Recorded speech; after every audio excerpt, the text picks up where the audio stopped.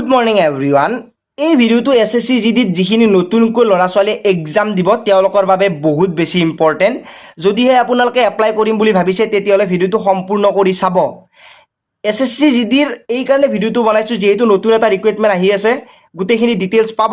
তাৰে আগতে আপোনালোকক কৈ দিওঁ, এডুকেশ্যনৰ ফালৰ পৰা নতুনকৈ পাব্লিকেশ্যনৰ কিতাপ আৰু বুকছ ৰিলিজ কৰিছে। যদিহে আপোনালোকে নতুন প্ৰেক্টিছ কৰিব বিচাৰে, নতুনকৈ প্ৰিপেৰেশ্যন কৰিব বিচাৰে, প্ৰেক্টিছটো আপোনাৰ বা প্ৰিপেৰেশ্যনটো মজবুত কৰিব বিচাৰে, তেতিয়াহ'লে প্ৰেক্টিছ ছেট আৰু কিতাপ আপোনালোকে ল'ব পাৰে এডুকেশ্যনৰ পাব্লিকেশ্যনৰ ফালৰ পৰা। এতিয়া মই এছএছচি জিডিৰ বাবে এই ভিডিঅ'টো কিয় বনাইছোঁ আপোনালোকক কওঁ। এছএছচিৰ আণ্ডাৰত বহুকেইটা এক্সাম হয়। এছএছচিৰ আণ্ডাৰত যেনেকৈ GD, MTS, CPO, CGL, CHSL, লগতে দিল্লী পুলিচ পৰ্যন্ত এছএছচি জিডিৰ আণ্ডাৰত হয়। আৰু এই এছএছচিৰ আণ্ডাৰত হয়। আৰু এই এছএছচিৰ ভিতৰত জিডিটোৱে চবচে ইজি বুলি ক'ব পাৰি এক্সামটো, লেভেলটো। এই জিডিৰ এক্সামটোৰ কাৰণে কিয় ভিডিঅ'টো বনাইছোঁ মই কওঁ। মানে যিহেতু নতুন এটা ৰিক্ৰুইটমেণ্ট আহি আছে, আপোনালোকে এটা আইডিয়া লগাব পাৰে যে আপোনাৰ যিটো বস্তু হৈ গ'ল সেই বস্তুটো কেতিয়াও ঘূৰাই নাপায়। কিন্তু সেই বস্তুটোত যদি অলপমান কষ্ট কৰিলে হয়, অলপমান চেষ্টা কৰিলে হয়, নিশ্চয় আপোনালোকে ভাবাতকৈ অলপমান ৰিজাল্টটো পালে হয়। কাৰণ কেতিয়াবা আমি বস্তুটো পাৰ হৈ যোৱাৰ পিছত অনুভৱ কৰোঁ যে 1 নম্বৰৰ কাৰণে নাপালোঁ, পইণ্টত ৰখি গ'লোঁ, 2 নম্বৰৰ কাৰণে নাপালোঁ, আৰু অলপ কষ্ট কৰিলে। তেনেকৈ আপোনালোকে ফিজিকেলেই হওক বা মেডিকেলেই হওক বা ৰিটেন টেষ্টেই হওক, সকলোতে আপোনাৰ অনুভৱ পিছত হয় যেতিয়া কাট অফত আপোনালোকে ওলাই আহে বা আমি ওলাই আহোঁ।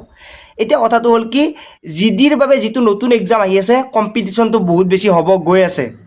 কাৰণ কি, যিটো এছএছচিৰ CGLত এপ্লাই আৰম্ভ হৈছিলে 36 লাখ প্ৰায় এপ্ৰক্স মানে ইয়াতে এপ্লাই হৈছে।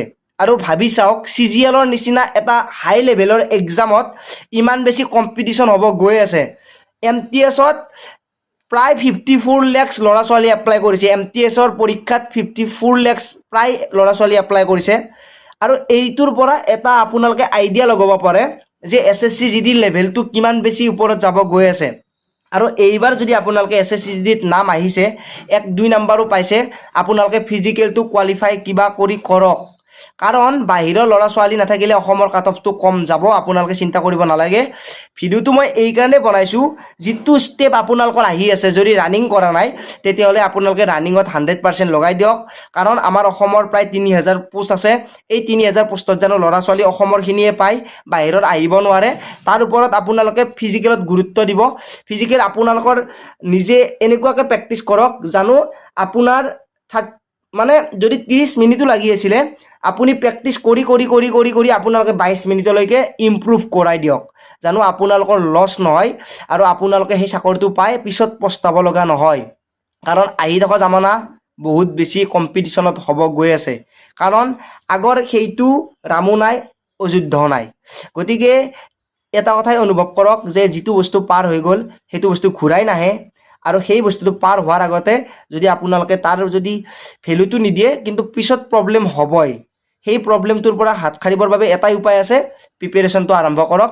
আৰু এনেকুৱা প্ৰিপেৰেশ্যন কৰক জানো আপোনালোকে পিছত চাব লগা নহয় পইণ্টত।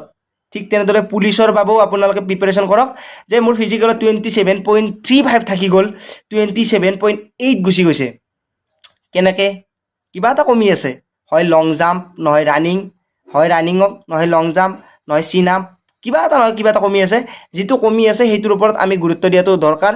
আৰু এই ভিডিঅ'টো মই এইকাৰণেই বনাইছোঁ, আপুনি আগবাঢ়ি যাওক, সকলোৱে লগ লাগি আগবাঢ়ি যাওক, আপুনি আৰু পিছত মানে পস্তাব লগা নহয়। কমেণ্টত যেতিয়া মোক কমেণ্ট কৰে যে মই 1 নম্বৰৰ কাৰণে নাপালোঁ, পইণ্টৰ কাৰণে নাম নাহিল, তাতকৈ দুখৰ কথা নাই। কাৰণ বেটাৰ লাক নেক্সট টাইম যিটো অপশ্যন, যিটো মানে লাইন, সেইটোৱে মানুহক বহুত বেছি বেয়াৰ ফালে লৈ যাব পাৰে, মানুহৰ জীৱনত প্ৰভাৱ পেলায়। গতিকে আপুনি যিমান কষ্ট কৰি আছে তাতকৈ অলপমান কষ্ট কৰক, জানো আপুনি ভাবাতকৈ অলপমান বেছি পায়। যিয়ে নহওক, ভিডিঅ'টো এইকাৰণে বনাইছোঁ, সকলোকে শ্বেয়াৰ কৰি দিব নাপাহৰিব। আৰু যদি আপোনালোকক কুৱেশ্যন লাগে তেতিয়াহ'লে টেলিগ্ৰামত লিংক ডেছক্ৰিপশ্যনত দি আছে, গৈ আপোনালোকে ভিজিট কৰি সুন্দৰকৈ আপোনালোকে তাতে কুৱেশ্যন এনচাৰ পাব পাৰে। সকলোৱে জইন হৈ ল'ব। আজিলৈ ইমানে, পুনৰ ওপৰ আশাৰে মই জিতুমণি, জয় আই অসম।